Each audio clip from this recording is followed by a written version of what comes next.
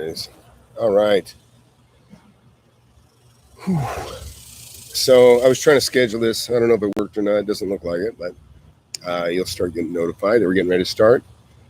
So my name's Tom. FlipAnything USA is my blog, my video blog. I've been making money in real estate for a very long time, about 39 years. It's been a charmed life, and I'm sharing it with others. Wrote a book, Wake Up and Smell the Real Estate.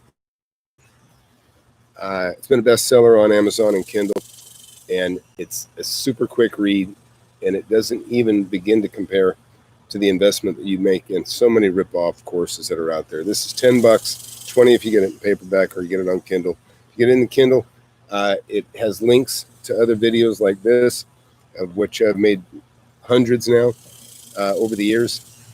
And I also have a mentorship class, just concluding the first one, and I'm going to start another one here pretty soon. But I'm in the midst, and I actually, listen, so many people are full of BS that you see on YouTube. It's sad. But I'm actually a real investor. Hundreds of properties, bought and sold, about 130,000 square feet of rental property that I maintain with my own employees. And then I also have a certain amount of property that I'm always turning. And I just sold several properties in a 1031 exchange. And with that, if you're not familiar with 1031 exchange, it allows you to defer the profits from the sale of one property into another. There's certain guidelines you got to fit and meet. I'm going to talk about that because they're pretty tough. Sometimes it's tough to meet it. And I got a lot of my students coming in here, and I'm glad to see it. Lou, and who else we got? Jose, and I can't hardly read. But anyways, this is all real stuff. And I had a real frustrating day, and I want to share it, particularly with my students that have been paying me money, because I don't want to lose anything. I put out a clip earlier. So some of you know that I just closed. I've got 8 houses for sale, and I closed 4 of them so far. 3 of them under 300,000. One I just closed for 561,000. But 2 of those I didn't. 2 of those it didn't matter too much to me. I just bought them recently, flipped, and made a little bit of money. But the other, I was making significant amount of money, and I want to defer those profits. And so, typically, what happens hey, Ellie, glad you're here, Keith. Typically, what happens with a 1031 is you have a couple different options, but the only one that's really practical is you have to pick 3 properties within 45 days that you will either buy all 3 or one of the 3. And if you don't pick them within 45 days, you need to have something on this sheet. You need to pick within 45 days what you're going to buy within the next 6 months. So the clock started for me Friday when I closed these properties, and I need to buy, I don't know, at a minimum, at a minimum, I need to spend about $900,000. Of course, I'm a leverage guy to a degree.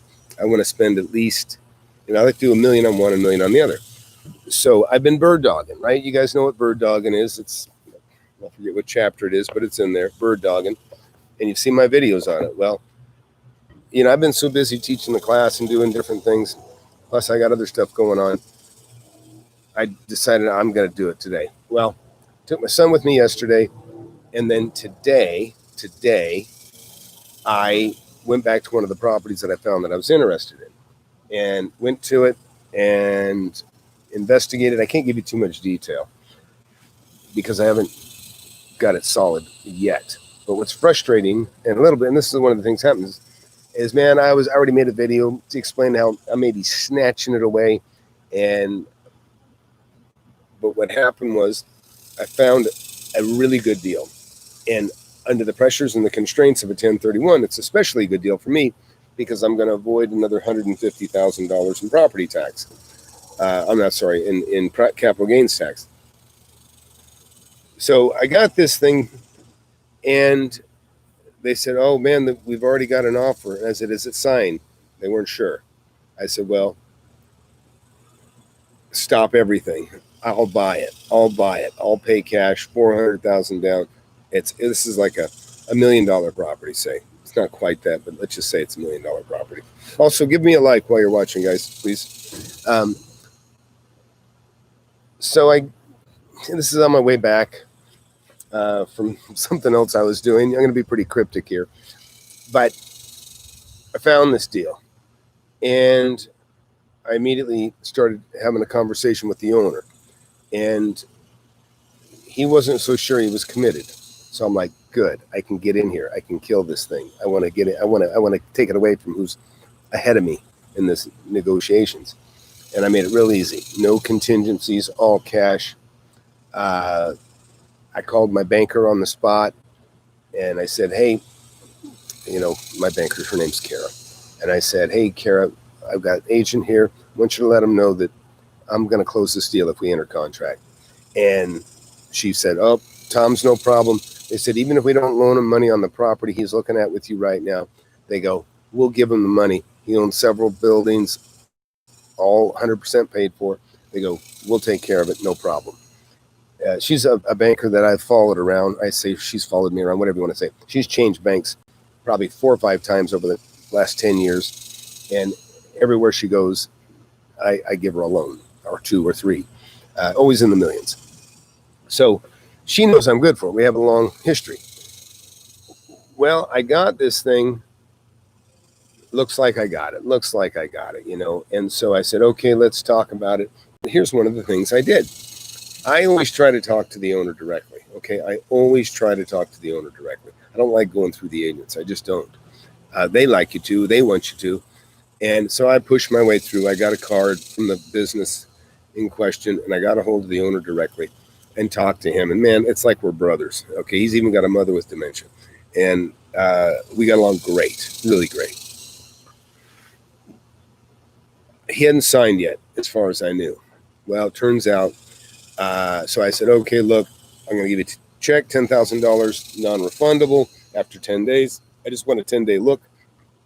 I said, I see no issues. I'll take it. No problem. Close in 30, no problem. Whatever you want to do. Close in 10 days if you want. And this is what I tell you, and this is what I always teach you. You got to make it as easy as possible for the seller. You got to make it as easy. I mean, you want to buy from them, make it easy. No contingencies. You accept everything. I told him I love the property. I didn't say this is bad, this is bad. I said I love everything. It's exactly what I want. Hey, shh. Anyways, so everything looked really good. I had the contract. Immediately I sent a check. I instructed agent, write the contract right now. I talked to the seller directly, said, look, what's a number that's going to make you happy? He told me. I said, that's the number I'm putting on it. He said, okay. I did it. I got it done. Sent it, only to find out that he'd already signed the other contract. Now, it's okay. The other buyer isn't as strong as I am. He is depending on financing. Okay, he's depending on financing. I'm not. Or I'm not concerned about it. So he's a weaker buyer than me, bottom line. But I was very disappointed. I was so disappointed. I thought I had this thing. I thought I was blowing my opposition out of the water on the spot. Didn't happen. Didn't happen. And the guy said, look, I had to honor my deal. And, he considered the talking that he did. And I respect that. I don't love it. And I would have been fine if he didn't. But I do understand and respect. So, but I still have a dialogue going with the actual owner. And anyways, I'm hoping that this is going to be the Cinderella story, because I was so excited earlier. I thought, oh man, this is going to make a great video. I can, and practice what I preach. I'm going to show you guys because this is exactly how it happens. Okay. I didn't, and I've taken a lot of properties by being in the second position. A lot of I always say, if you're not number one, be number two and wait for number one to slip so you can jump in. And believe me, I'm applying all the tactics I can to push number one out. Okay. And that's where it is. That's the way it is. And so anyways, just want to let you know, I'm very frustrated over it, because I was hoping to share like a Cinderella story and tell you that I had it signed, close it in a week or two. And then I want to show you this amazing property, and I hope that I'm going to do that. But that's what's happening. So let's see. Any questions here? What do you guys got? Hey, Tom Ware, no way. That's interesting.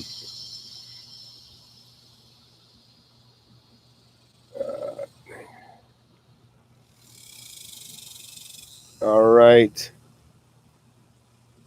All right. Hey, Lou. Hey, Keith. So look, I can handle some questions while I'm here. If you guys got any questions or anything you want to talk about, we can do it. But this is the reality of the 1031. I mean, it's a great thing. It's cool that you can defer taxes, but it's a bitch, okay?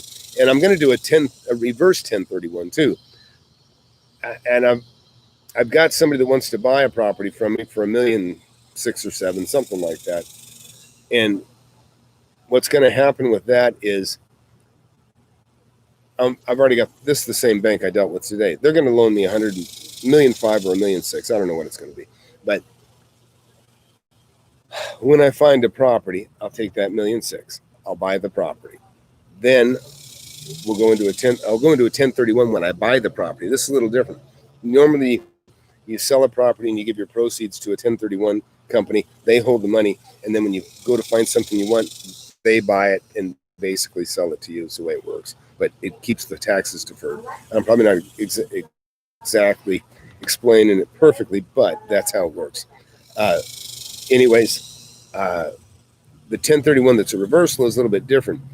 You either have the cash and you give it to a 1031, thank you, into a 1031, and then but the power a reverse 1031 gives you is, instead of being under the gun like I am right now, where I'm looking to spend $400,000 in one deal down, that's just a down payment, into something else where I've got 30 days to find something. Right now, like when we're in a declining market. Now, that's okay because I see a little bit of panic selling, and I'm fine with that because I can take advantage of that.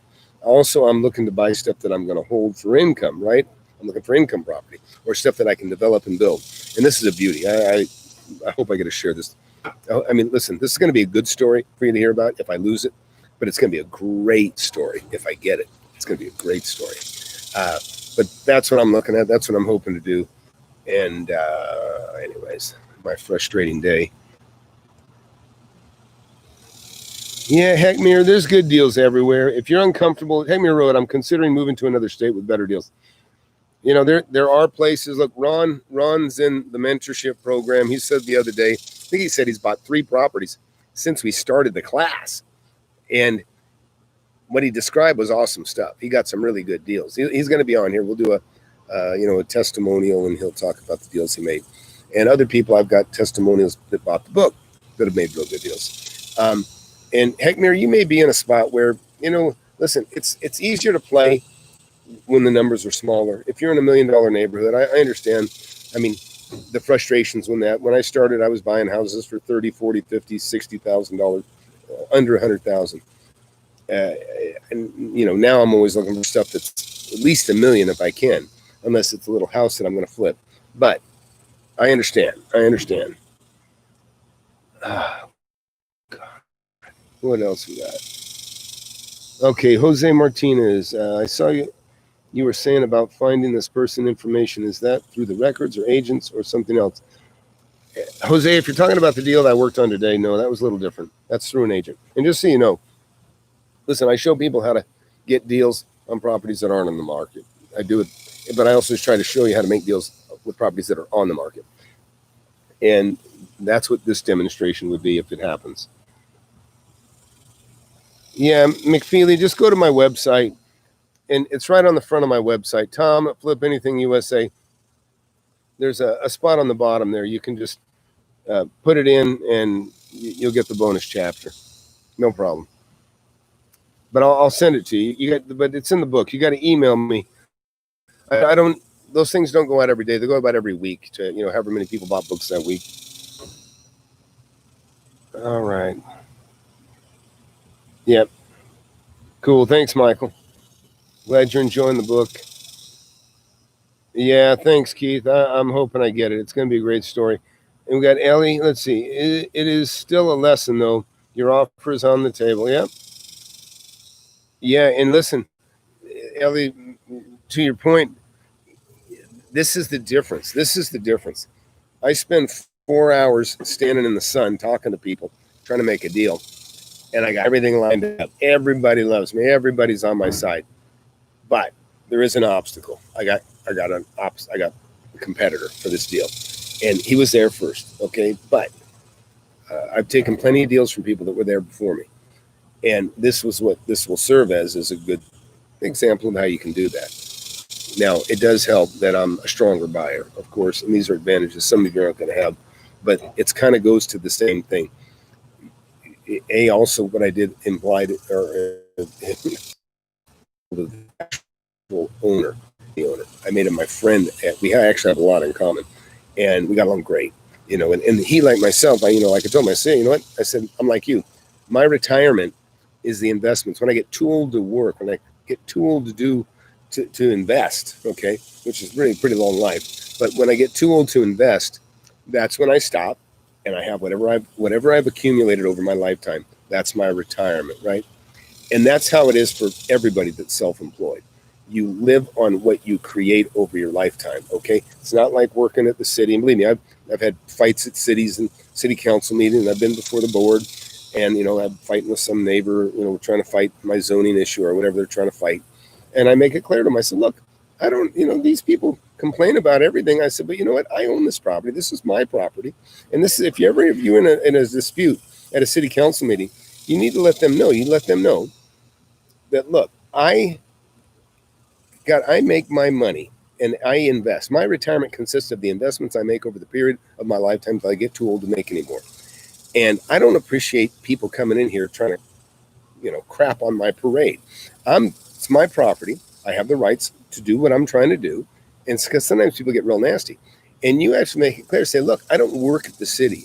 I don't have a retirement plan. I don't have a 401k. I don't have all this stuff that you guys have built into your job.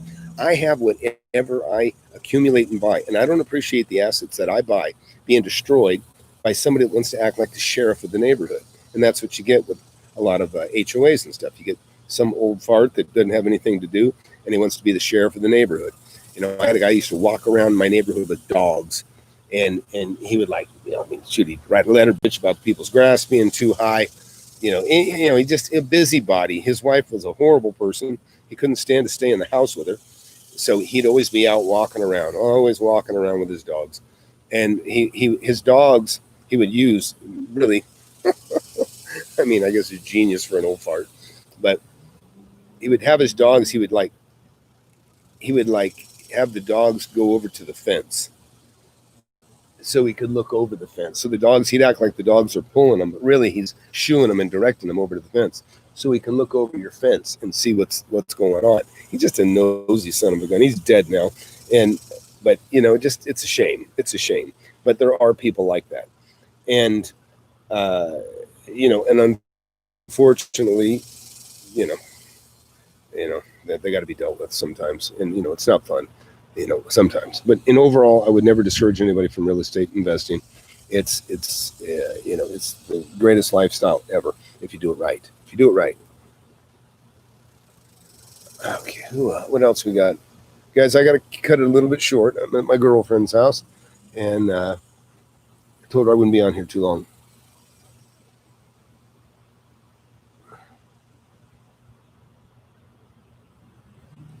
Dude, Jose, I don't think you read the book yet. You got to read the book. You wouldn't ask that question, but I'll look at anything. Anywhere there's a property that's a potential. Zillow might have a lead, sure. Craigslist for sure. I use Craigslist to rent most of my properties. But Jose, if you haven't read it all the way through, read it all the way through, then read it again. It's important. And reread the chapters that you don't understand until you understand them. Although it's not that tough.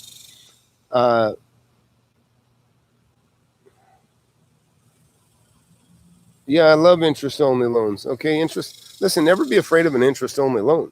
That just relieves you having your money's made on either the appreciation, of the profit of the property, or of course, I like making my money the day I buy it. It's worth more than I pay for it. So that's number one. That's number one. But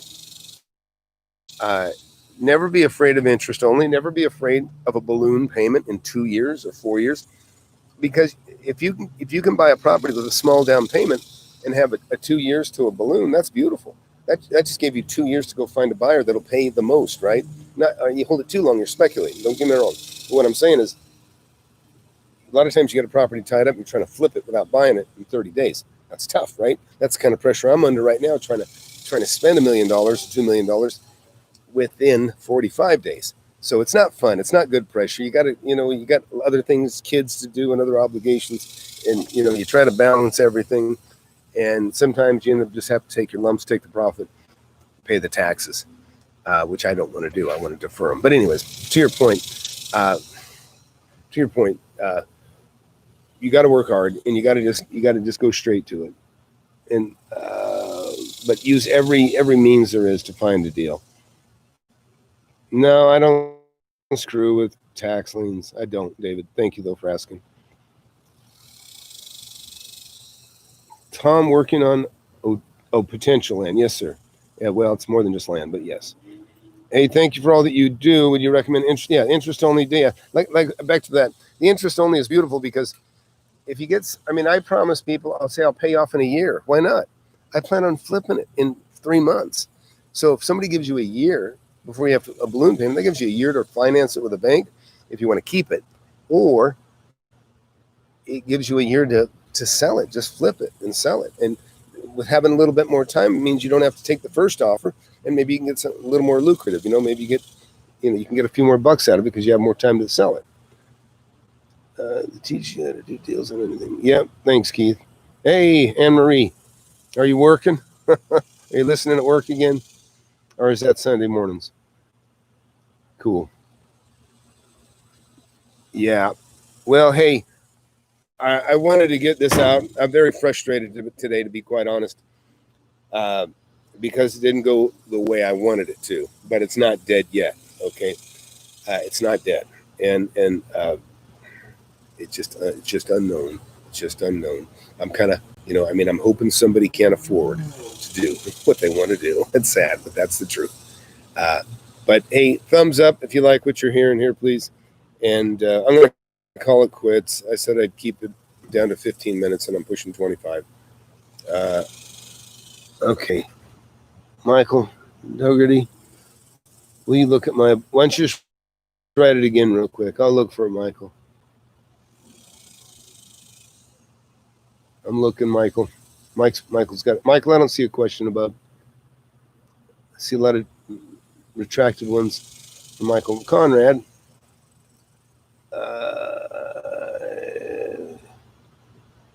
Yeah, Michael, just rewrite your question quick, please. Okay, here's Michael's question. Okay, or Mitchell, sorry. Mitchell Dougherty? Is that how you say it? Dougherty? Okay. All right, Michael, give me a minute. Yeah, yeah, Michael, look above. Conrad, take a look.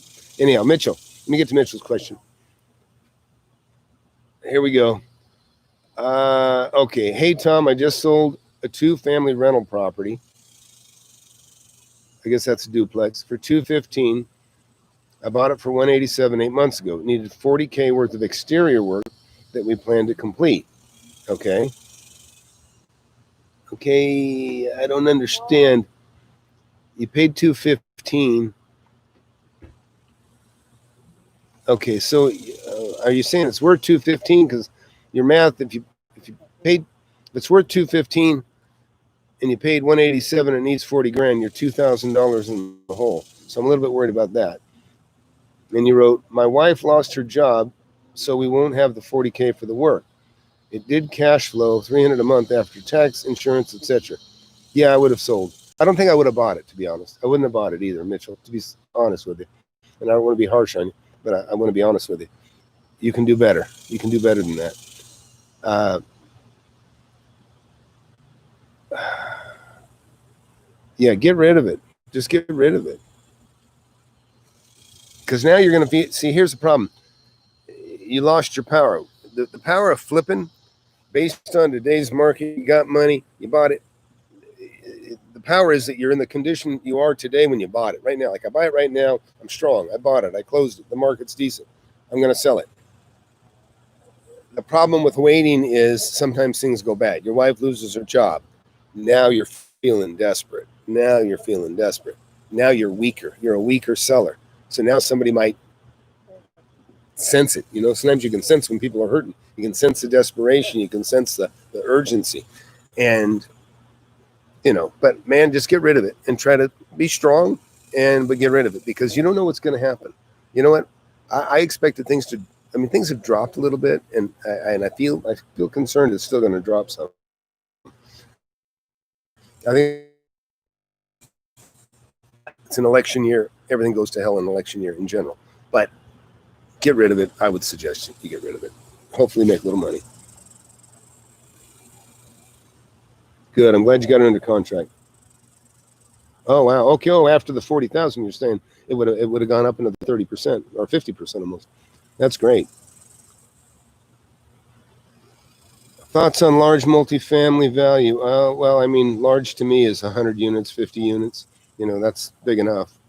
I've had, 34 units and 50 units and 58 units, and they're all about 900 square feet. Those are big buildings. There's a lot of, listen, I'll tell you what, I don't love apartments. I don't love them. People, move in and out, and then you got a major amount of, redoing to do. You got sometimes new carpets and cleaning and painting and all this crap that you never have to do with commercial and industrial and office. You let the tenants pay for those improvements in the other kind of properties. And I'm going to rush it, guys, because I'm already pushing my limits here. Okay, asset trader, love these impromptu meetings, but YouTube never alerts me. You got to hit the notification button. Hit the notification button, and that's how you get them. All right.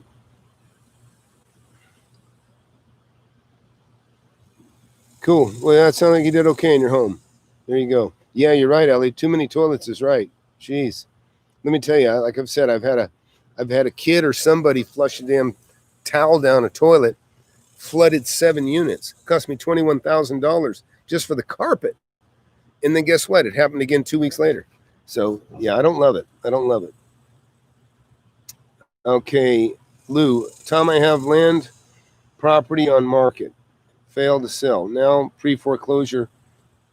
Is property still eligible for owner financing? Leaning toward a hard money loan. I have land. Okay, Lou, I'm not sure if you're telling me you have something on the market you're selling or you have a deal in your hand. Listen, it's only owner financing. It means that you own it and you can finance it, Lou. I mean, I don't know that you can do a wrap. I mean, generally, most of the loans now have an alienation clause, and you can't legally do a wrap. What you might do, Lou, if you're the one, oh, it's on market. Okay, well, new channel. Okay, I was worried about you there. You might get a contract for deed. Pull them out of foreclosure and have the right to buy it, make the payments, but have a very clean contract for deed. That may do it. You just pull them out of foreclosure, but you have a definite contract that you're buying it. They can't sell it, and you might even cloud the title to make sure it's clear, meaning you basically put a lien on the title showing that you have a document attached to it that says you have first right. So they can't sell it to somebody else. That gets a little complicated, but that's doable. All right, guys, I got to go. I've pushed my time limit. I'm doubled my time that I said I'd be here. I got my girlfriend inside, and I got to get back to her. So that's it. FlipAnything USA. Please share, subscribe. Please hit that like button. I'm probably going to do a few more guru videos when I have time, to be quite honest. I'll probably do them live because I don't have time to do a slick market, edited one. But I want to share these experiences with you as they happen, okay? As they happen, like today. So maybe I'll just keep doing a day in the life thing until I get a damn property. Tomorrow's I got to fight taxes. Tomorrow my day's taken up, sitting in a cubicle fighting with, anyways, it's not fun. But hopefully it'll be a good result, and I'll tell you all about it. All right. Hey, thanks. Good night, everybody. Have a good evening. And be sure to get my book, right? Wake up and smell the real estate. Best 10, $20 you ever spent. Thanks. Take care. Bye now.